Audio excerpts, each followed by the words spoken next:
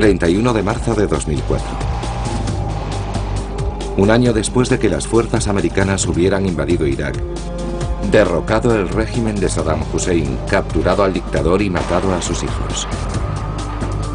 A pesar de que Estados Unidos desmanteló rápidamente al ejército iraquí, tuvo que enfrentarse a un nuevo desafío: 5.000 insurgentes fuertemente organizados. La insurgencia iraquí se componía de suníes leales a Saddam, radicales islámicos locales y extranjeros provenientes de grupos terroristas, incluido Al-Qaeda. Colocaron bombas en las carreteras y emboscaron a las fuerzas de la coalición, con la esperanza de expulsar de la región a los americanos. Aunque los insurgentes estaban repartidos por todo el país, muchos tenían su base en Faluya, la ciudad más peligrosa de Irak. Faluya está situada en la provincia de Anbar, a 65 kilómetros al oeste de Bagdad. Al año de la invasión, la ciudad se tornaba cada vez más hostil. La mayoría de sus habitantes eran musulmanes suníes que querían echar a los soldados americanos de Irak. Creían que habían disparado sin motivo contra una manifestación en la que murieron al menos 13 civiles.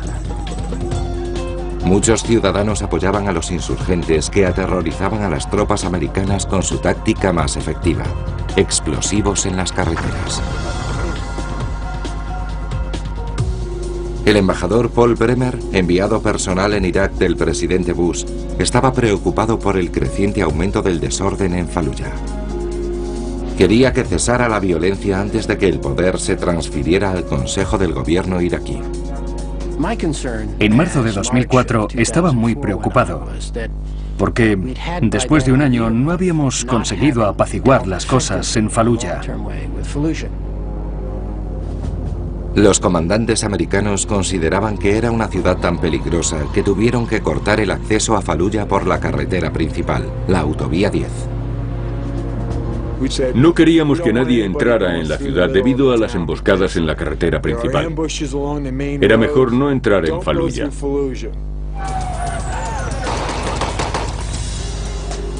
...8:45 de la mañana... Camp Faluya, Irak. 4 hombres partían de esta base de los marines situada a 10 kilómetros al este de la ciudad. El grupo estaba formado por 3 antiguos Rangers del ejército: Jerry Sopko, Wes Batalona y Michael Tick, así como un antiguo comando de la Marina, Scott Helveston. Estos hombres se ocupaban de la seguridad de una compañía privada kuwaití. Su misión aquel día era escoltar 3 camionetas que debían recoger equipos de cocina. Aunque iban armados con rifles y pistolas semiautomáticas, no eran militares, sino empleados de Blackwater USA, una compañía de seguridad con base en Carolina del Norte.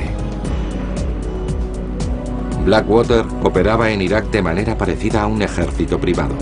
Protegían desde agentes gubernamentales a hombres de negocios, complementando la labor de los soldados americanos. El periodista Joseph Neff ha informado sobre Blackwater desde 2004.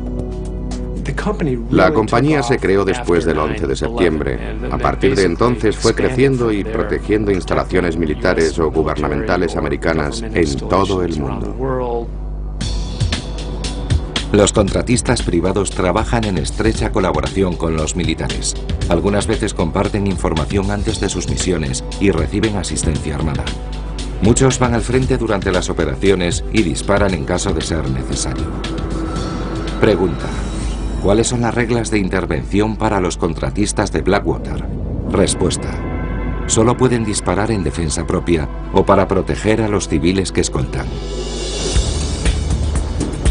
9:30 de la mañana. El grupo de Blackwater se dirigió al oeste por la autovía 10 hacia el centro de Faluya. Sopko y Batalona iban en cabeza en un todoterreno. 3 camionetas les seguían. Helveston y Tick cerraban la caravana con otro 4x4.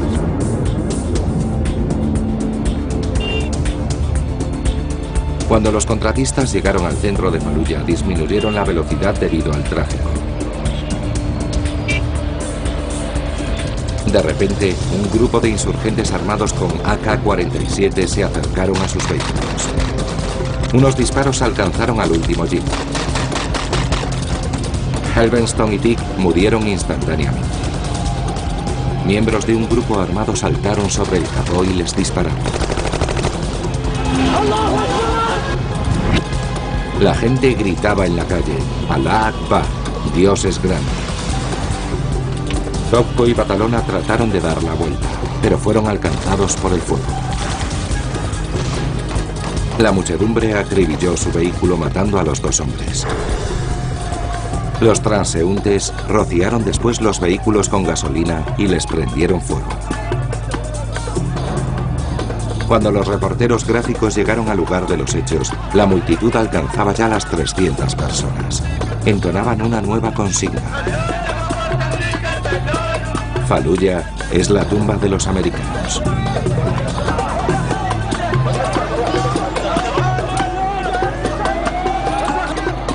La masa enardecida desmembró los cadáveres y los arrastró por las calles. Llevaron sus trofeos, los restos de 2 de los hombres, hasta el puente principal de la ciudad. Este sorprendente vídeo fue difundido por todo el mundo. Son imágenes que atrajeron la atención mundial. 10 de la mañana, Camp Fallujah. El general James Conway recibe la noticia de la emboscada. Mi primera reacción fue de horror.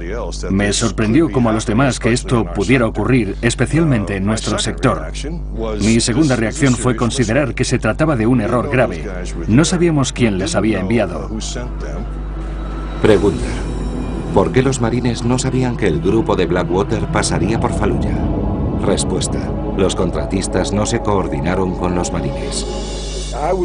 Yo era el responsable de la seguridad de las personas de la región, pero tenían que haberme informado. No se podía ir a ciertos lugares sin informar previamente. Aunque otros contratistas les avisaron de los peligros de pasar por Fallujah, Blackwater niega que el equipo estuviera mal preparado para la misión. Conway dice a Final Report que si los contratistas hubieran coordinado su misión con ellos, los marines les habrían aconsejado que evitaran el centro de la ciudad. Les habríamos aconsejado que hiciesen otra cosa. Les podríamos haber indicado un trayecto más seguro. Pero al pasar por el centro de la ciudad, no se podía hacer mucho.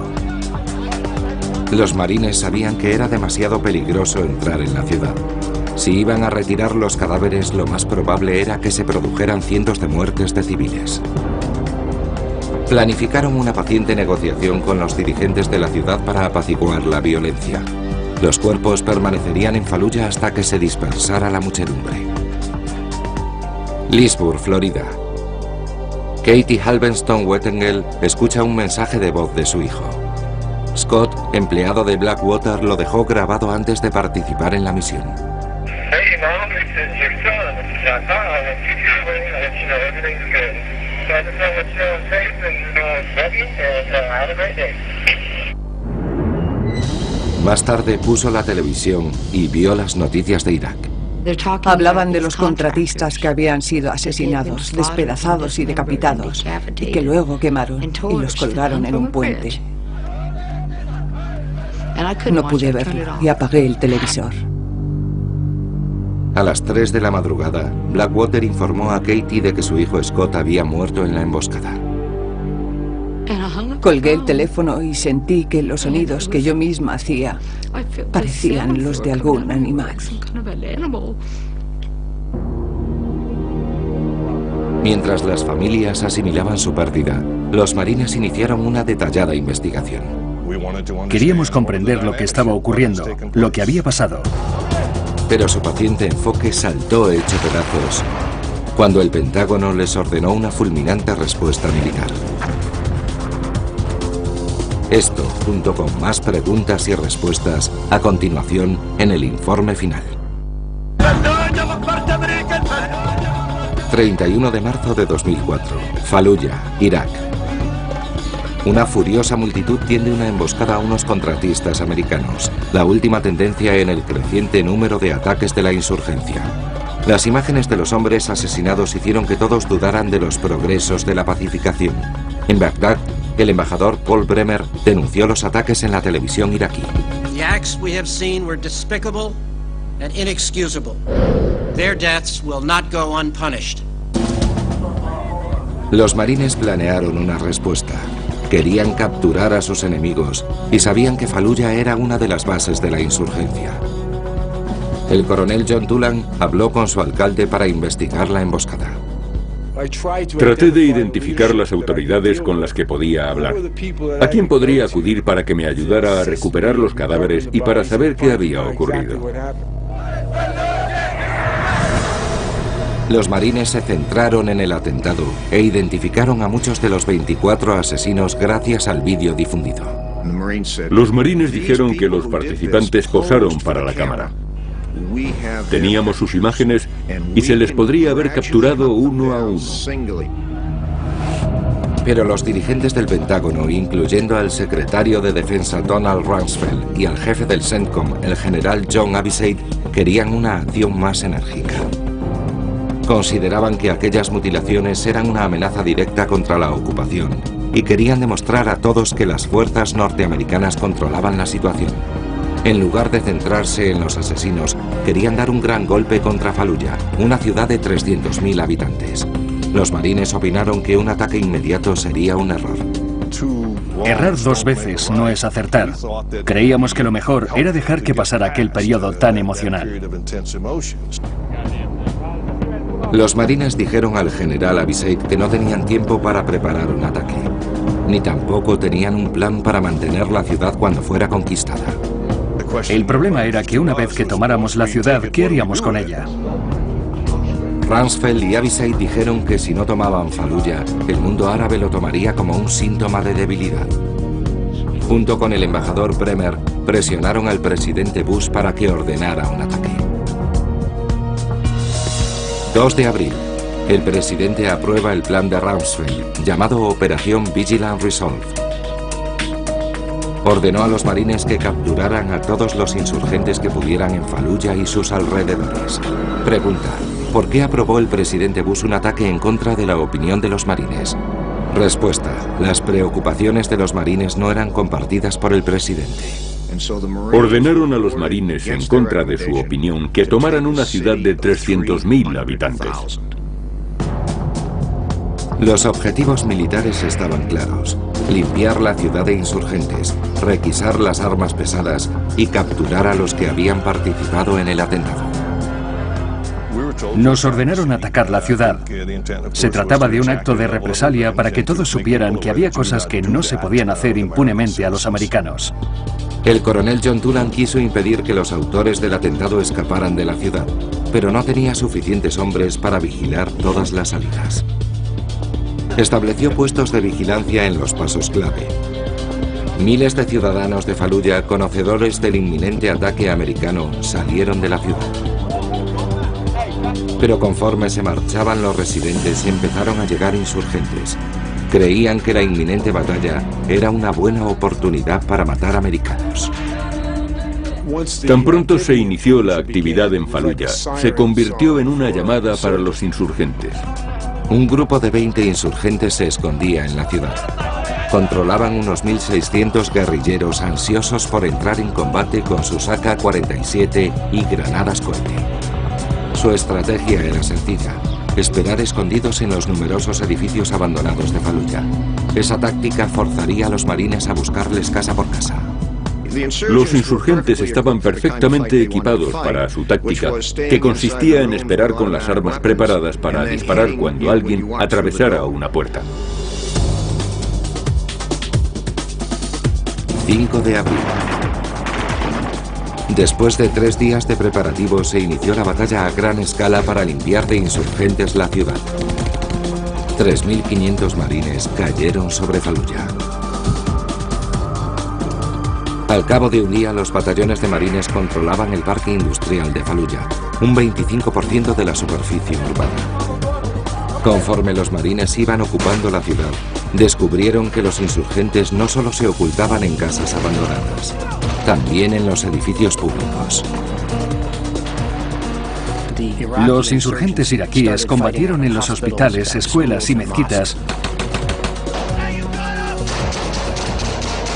con la idea de que si los militares respondían a su fuego, se producirían muchas bajas entre los civiles.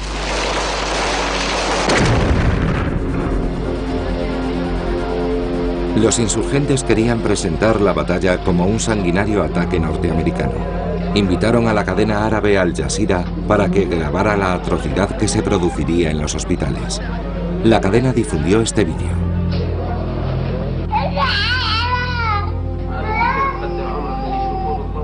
Empleaban deliberadamente las imágenes para presentar la batalla de la peor forma posible. Trataban de unir al mundo árabe contra América. Al Jazeera afirmó que había más de 600 civiles muertos y 1000 heridos. Los marines creen que la cadena aumentó las cifras intencionadamente. ¿Mujeres y niños entre los heridos? Es probable, y tan importante como lo que Al Jazeera no hacía público. Pero las emisiones preocupaban al Consejo de Gobierno iraquí apoyado por los americanos. Miembros suníes del Consejo creyeron que el ataque era desproporcionado y amenazaron con retirarse si no lo detenían. El embajador Bremer esperaba transferir el poder a los iraquíes en menos de 3 meses y temía por la estabilidad política del país. Como consecuencia de aquella situación, dimitieron varios miembros del gobierno o amenazaron con hacerlo, poniendo en duda que Irak recuperara su soberanía. Devolver el poder a los iraquíes era fundamental para demostrar que el país progresaba. Al tercer día de los combates, Bremer pensaba que la lucha duraría más de una semana. En consecuencia, le dijo al presidente Bush que la situación en Faluya impediría avances políticos. El embajador Bremen aconsejaba militarmente a Bush y le pedía que detuviera la batalla por motivos políticos. Además, los militares no estaban allí para exponer sus objeciones. Pregunta: ¿por qué se oponían los marines al alto el fuego? Respuesta: tras lanzar una ofensiva que nunca recomendaron, querían terminar el trabajo confiado. Sin que lo supiera Bremer, los marines afirmaron que podían tomar la ciudad en 3 días. Creíamos que el final de la conquista estaba al alcance de la mano. Cuando se ordena a los marines que ataquen, es mejor tener una buena razón para decirles que se detengan. 9 de abril. Al 5.º día de combates ya habían muerto 2 docenas de marines y solo dominaban 1/4 de la ciudad. El embajador Bremer creyó que no podría esperar más a que los marines acabaran el trabajo. Con la aprobación de la Casa Blanca declaró el alto el fuego en Faluya. Fue un error militar. Cuando se interviene en una batalla contra una gran ciudad, es mejor estar preparado para terminarla. A pesar del alto el fuego, los combates continuaron. Los marines creían que el enemigo estaba más fuerte que nunca. Todo a continuación en el informe final. 9 de abril de 2004. Faluya, Irak. Tras 5 días de combates, los marines controlaban la 1/4 parte de la ciudad.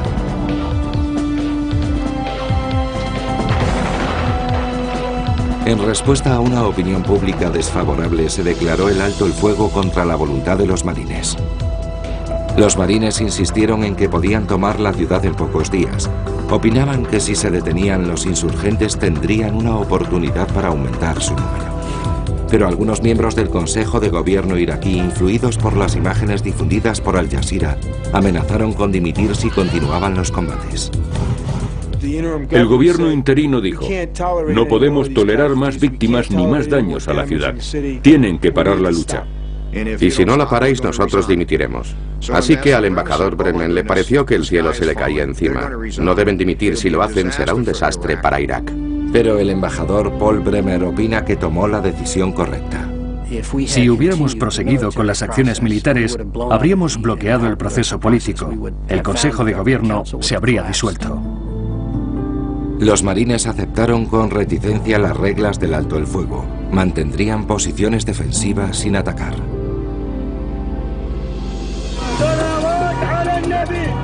Pero el alto el fuego engrandeció a los insurgentes. Dijeron que habían vencido a las tropas de la coalición y que habían desbaratado sus ataques contra Faluya y la provincia de Anbar. Realmente no fue un alto al fuego, aunque la batalla se terminara, porque los insurgentes siguieron atacando. Desesperados por detener la violencia, los comandantes de los marines se reunieron con antiguos oficiales de Saddam, quienes propusieron la creación de una unidad militar de antiguos soldados iraquíes para patrullar por Faluya. Aunque muchos se habían pasado a la insurgencia, los generales creyeron que la llamada Brigada de Faluya acabaría con la espiral de violencia. Pregunta: ¿por qué querían los norteamericanos cooperar con los antiguos fieles a Saddam? Respuesta: creían que los insurgentes iraquíes solo aceptarían órdenes de sus compatriotas. La Brigada de Faluya se creó para intentar que los iraquíes controlaran por sí mismos la situación en la ciudad. Parecía que eran los únicos que tenían algo de credibilidad con los insurgentes. Los marines aceptaron la propuesta porque se les agotaban las soluciones para pacificar la ciudad. Los atentados en las carreteras, como el que vemos ahora, iban en aumento. Los comandantes temían que la insurgencia se extendiera más allá de la ciudad, desestabilizando todo el país si no paraba pronto la violencia. 26 de abril, 11 de la mañana. El teniente Ben Wagner y su patrulla estaban de misión por el noroeste de Faluya. Aquellos marines pudieron comprobar el efecto del alto el fuego. A la primera oportunidad, los francotiradores disparaban contra ellos. La unidad tuvo que refugiarse en casas abandonadas debido al fuego de los insurgentes. Recibimos un ataque muy intenso. Morteros, granadas cohete. Estaban muy cerca de nuestras posiciones. Más de 100 insurgentes rodearon a los 40 hombres de Wagner. Los insurgentes estaban literalmente al otro lado de la pared. Una situación muy tensa. Sus hombres quedaron atrapados en las casas, rodeados por 3 costados por los insurgentes. Wagner tenía un plan cuando se le presentó el cabo de primera clase Carlos Gómez Pérez. Le pregunté al teniente Wagner qué quería. Cogí unas 8 granadas de mano y le dije: Gómez, sube al techo y lánzalas. Gómez sabía que subir al techo suponía quedar expuesto al fuego enemigo. Al principio creía que alucinaba, pero a cada escalón que subía, un tiro alcanzaba el peldaño. El tejado era igual de peligroso. El fuego insurgente hirió a un marine y Gómez acudió en su ayuda. En cuanto empecé a tirar de él, me alcanzaron en el hombro. Me quedé helado un instante, como diciendo: no me han herido, ¿verdad? A pesar de su herida, Gómez rechazó la atención médica y siguió combatiendo lanzando granadas desde el techo y disparando con M16, además de llevar otros marines heridos a un lugar seguro. 2 de la tarde. El combate disminuye de intensidad. Un marine había muerto y otros 17 estaban heridos, incluyendo a Gómez, que había perdido un trozo de hombro. Más tarde se le concedería una estrella de plata por su heroico comportamiento. Cuando el general Conway tuvo conocimiento de los combates, comprendió que la violencia en Faluya proseguiría. Fue entonces cuando se decidió a organizar la Brigada de Faluya. Los iraquíes presentaron una oferta sincera con el fin de ayudar a reducir los combates. Los marines se retiraron de la ciudad y dejaron la seguridad a cargo de menos de 1000 iraquíes armados. La brigada debía patrullar por las calles para obligar a respetar el alto el fuego y mantener el orden en Faluya. Pero la decisión fue recibida con escepticismo por los políticos americanos e iraquíes de Bagdad. Creo que la Brigada de Faluya fue una grave equivocación. Y no es solo mi opinión, sino la de todos los políticos iraquíes con los que hablé. Brenner no fue informado de la creación de la brigada hasta que los marines decidieron formarla. Pregunta: ¿por qué no consultaron los marines a Bremer? Respuesta: insistieron en que seguían sus órdenes buscando la manera de detener la violencia. Al igual que los máximos funcionarios americanos en Irak, Bremer tenía asignada la misión de calmar la ciudad. Sin embargo, no tenía autoridad para decidir cómo hacerlo. No teníamos muchas directrices, excepto que teníamos que encontrar la forma de detener la violencia en la ciudad. 10 de mayo. Inmediatamente después de que los marines se retiraran de la ciudad, los sucesos que acontecieron parecieron darles la razón a los líderes políticos. Los insurgentes se lanzaron a las calles gritando que habían vencido a los americanos. La brigada de Faluya contempló la celebración cruzada de brazos. Algunos de sus miembros incluso se sumaron a ella. Se comprobó inmediatamente que la brigada no era capaz o no quería enfrentarse a los insurgentes. En la brigada de Faluya había insurgentes que querían aprovechar cualquier oportunidad para sacar beneficio de la situación. De cara al exterior, parecía que la insurgencia se había apoderado de Faluya, lo que atrajo más terroristas. Nacido en Jordania, Abu Musab al-Zarqawi empleó la urbe como base de operaciones. Siendo el líder de Al-Qaeda en Irak, utilizó su enorme influencia para tratar de expulsar a los americanos. 11 de mayo. Zarqawi graba este vídeo de la decapitación del hombre americano de negocios Nicholas Berg.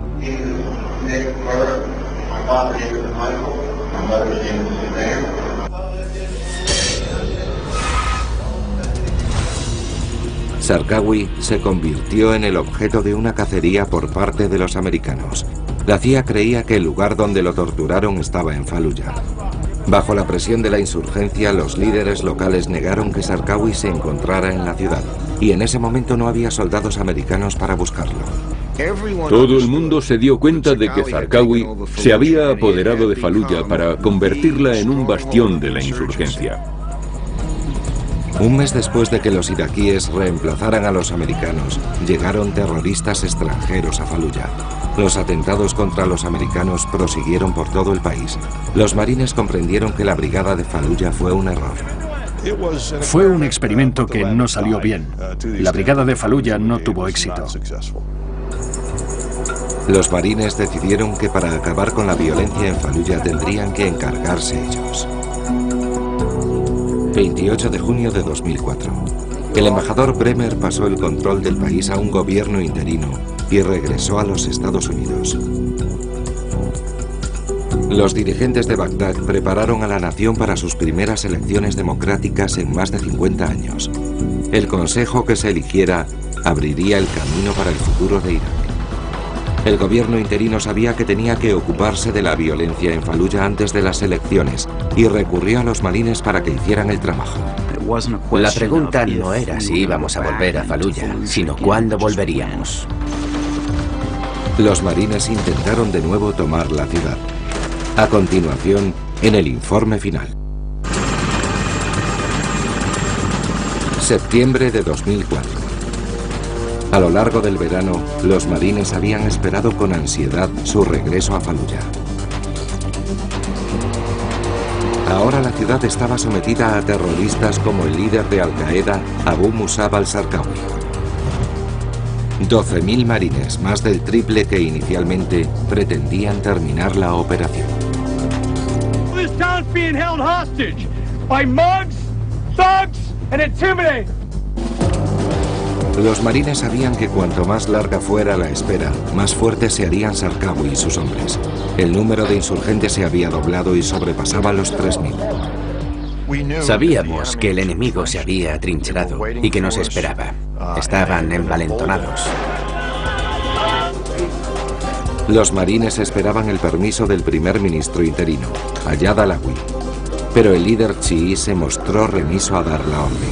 Pregunta: ¿por qué los militares americanos esperaron el permiso de los iraquíes? Respuesta: porque los iraquíes controlaban el país.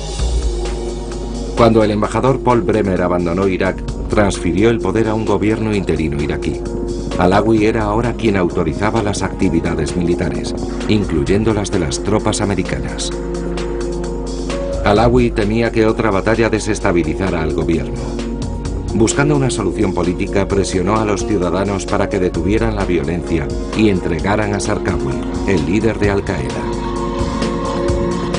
Pero los jefes tribales de la ciudad insistieron en que Zarqawi no estaba allí. 13 de octubre. Después de semanas de negociaciones privadas, el primer ministro Alawi exigió públicamente que los insurgentes de Faluya entregaran a Zarqawi.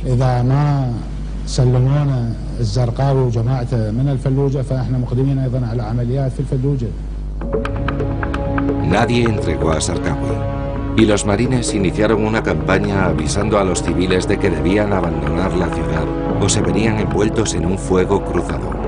En 6 meses Faluya había pasado de tener 300.000 habitantes a menos de 30.000.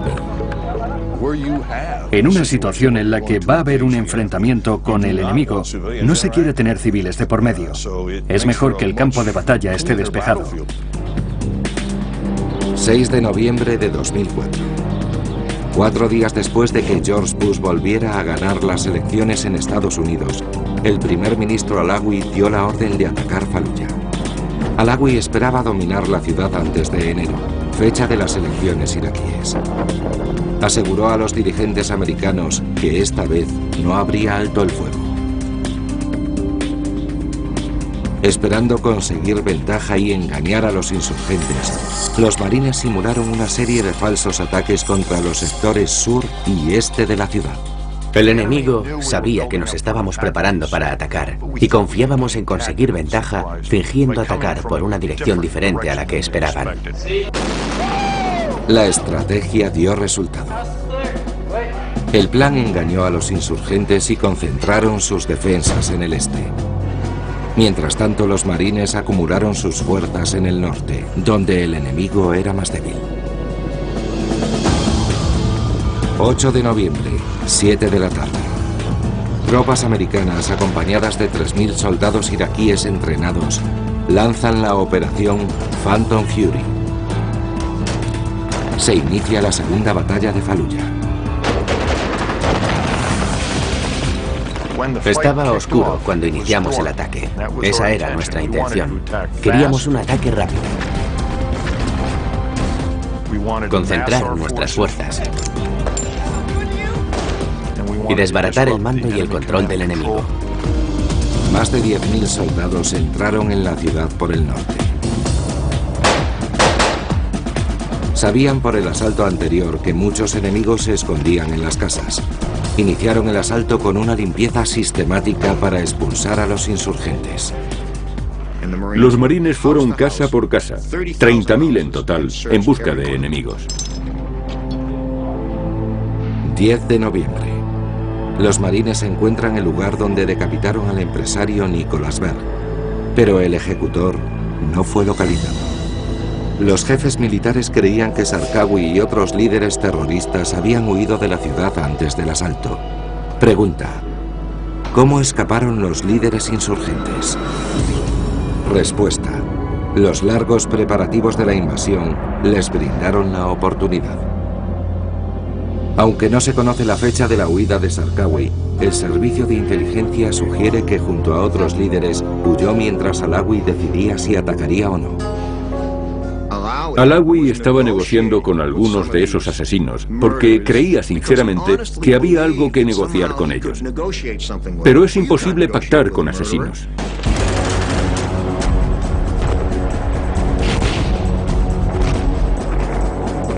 Los marines inspeccionaron las casas luchando cuerpo a cuerpo. Tras 4 días de lucha, los americanos habían perdido 18 hombres y los insurgentes 600.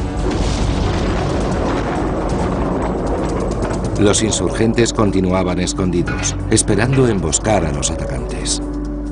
Nuestros marines inspeccionaron miles de casas a oscuras, día tras día. No sabíamos lo que iba a aparecer cuando abríamos una puerta, ni quién nos aguardaba. 13 de noviembre. El teniente coronel Willie Bull dirigió el batallón de marines durante la misión de inspección de los edificios. En una ocasión, varios marines habían quedado atrapados en una casa enemiga. El sargento primero Brad Casal y el cabo primero Alex Nichols se apresuraron a rescatarlos. Cuando entraron en el edificio, los recibieron a tiros. Mis hombres fueron heridos en las piernas. Ambos sangraban copiosamente, sus vidas estaban en peligro. A pesar de todo, Casal, herido, devolvió el fuego, matando un insurgente. Los guerrilleros que estaban arriba lanzaron algunas granadas dentro de la habitación. Casal cubrió a Nicole con su cuerpo, recibiendo 250 pequeños impactos. Los hombres terminaron con los enemigos que quedaban. Esta fotografía muestra a unos marines sacando a Casal del lugar del combate. Acabaría recuperándose y por su acción recibiría más tarde la Cruz Naval. 13 de noviembre. El heroísmo de marines como Casal consiguió derrotar al enemigo.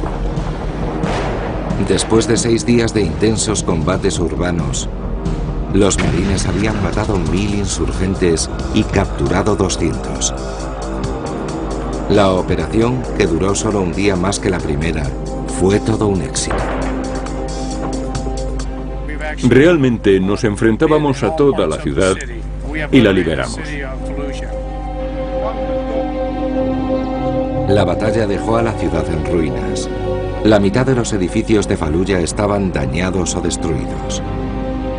Miles de habitantes fueron desplazados. Muchos estaban furiosos con los americanos. Nosotros somos las víctimas. Nuestras casas están medio destruidas y tenemos muchos heridos. Nuestras familias y nuestros hijos se han quedado sin hogar. Debido a la resistencia esporádica de pequeños grupos de insurgentes, los equipos de socorro no pudieron repartir comida, agua y ayuda médica a los civiles. Cuando los habitantes de Faluya empezaron a reconstruir su ciudad, los jefes militares encontraron nuevos problemas para mantener el orden. A continuación, en el informe final. Diciembre de 2004. Faluya, Irak. Después de 2 sangrientas batallas en la operación iraquí Freedom, murieron 150 soldados americanos y miles de iraquíes. Mientras los marines suprimieron los últimos grupos de resistencia, se volvió a abrir Faluya. Los civiles desplazados regresaron para encontrar su ciudad en ruinas. Los combates de los 2 asedios dañaron o destruyeron 18.000 hogares y edificios de Faluya. Los marines y los soldados iraquíes patrullaron por las calles. La ciudad se encontraba en un estado catastrófico. Aunque el segundo asalto acabó con la insurgencia, muchos cabecillas de las tribus locales se negaron a cooperar con la coalición. Militares y políticos se preguntaron el porqué de su actitud. Pregunta: ¿hubo un éxito definitivo en Faluya? Respuesta: en parte sí, porque la ciudad fue capturada y pacificada. Conseguimos nuestros objetivos militares, limpiamos la ciudad y le devolvimos unas condiciones que mejorarían su calidad de vida. No obstante, quedó destruida la infraestructura de la ciudad, y los largos preparativos permitieron que muchos insurgentes escaparan y se hicieran fuertes por todo Irak. 30 de enero de 2005. Los iraquíes votaron elegir una asamblea nacional. El gobierno interino confiaba en que el éxito en Faluya estabilizaría la región a tiempo para la histórica votación. Más de 8 millones de personas acudieron a las urnas. Hubo un 70% de participación. Pero los suníes de Anbar no tuvieron ese entusiasmo. Votó menos del 7% de la población. Los suníes se habían propuesto boicotear las elecciones. Así que en la provincia de Anbar no contamos con la participación que esperábamos. Según hemos relatado en el informe final de la batalla de Faluya, los marines al principio intervinieron contra su voluntad. Se declaró un alto el fuego antes de que pudieran completar la misión. En consecuencia, la insurgencia pudo reagruparse y aumentar su número. Cuando los marines prepararon una nueva operación, tomaron la ciudad en solo 6 días. La lección que aprendimos en Faluya es que debemos conseguir una planificación mucho mejor entre políticos y militares para asegurarnos de que todos estamos bien coordinados antes de lanzar un ataque.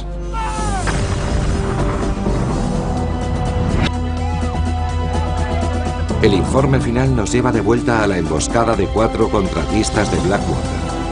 Nunca se encontró a los insurgentes que los mataron. Desde los asesinatos en 2004, las familias han exigido información a Blackwater sobre aquella misión. Yo les dije, quiero saber lo que ha ocurrido, por favor, díganme lo que pasó. Y ellos me contestaron que si quería saberlo tendría que denunciarlos. Y eso es lo que hice.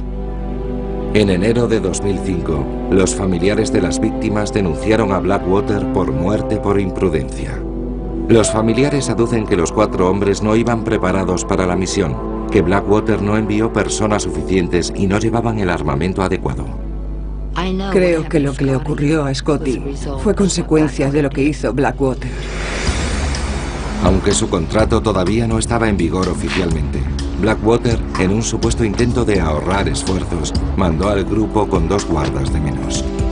El tercer hombre habría actuado de ametrallador en la parte posterior del coche. Pero Blackwater dice que todas sus misiones son peligrosas y que esa protección no habría salvado la vida de aquellas personas. En febrero de 2007, un comité del Congreso celebró una vista para investigar la responsabilidad de los contratistas privados en Irak. Katie Helvenston-Wettengel, madre de Scott, acudió como testigo. We're subcontracting out our war. Blackwater literally can get away with murder. It's like the Wild West over there. And there is no accountability.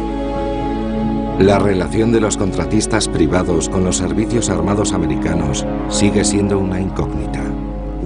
Tenemos que establecer una mejor coordinación si hay civiles armados en el campo de batalla. Es un escollo a salvar. Los contratistas privados siguen actuando en Irak con poca supervisión del gobierno americano, mientras los problemas persisten. En septiembre de 2007, varios guardias armados de Blackwater que trabajaban para el Departamento de Estado americano dispararon contra una multitud. Murieron 17 iraquíes. Los guardias afirman que fueron atacados, aunque los testigos dicen que no les provocaron. Hubo un tiroteo en la ciudad y nuestras fuerzas armadas ni sabían que estaban allí. El Departamento de Estado trabaja en un proyecto que incluirá más supervisión de los contratistas. Se cree que el cabecilla de Al-Qaeda, Abu Musab al-Zarqawi, escapó de Faluya cuando empezaron los combates y permaneció libre hasta junio de 2006.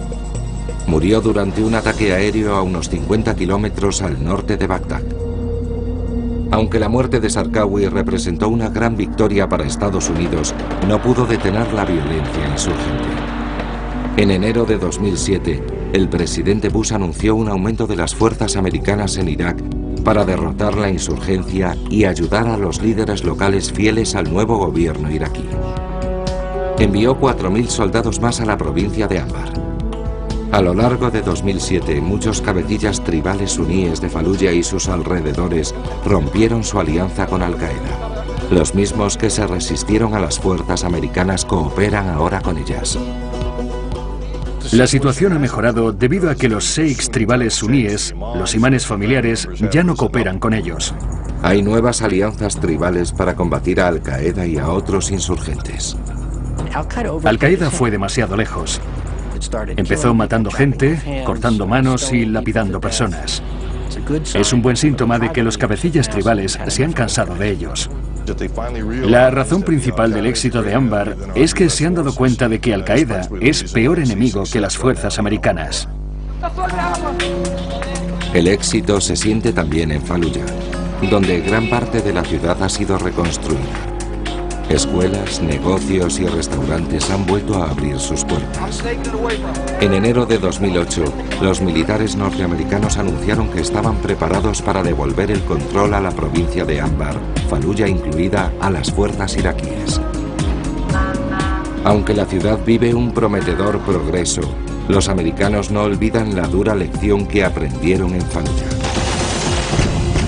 La falta de coordinación entre soldados y contratistas, generales y políticos, puede tener consecuencias fatales.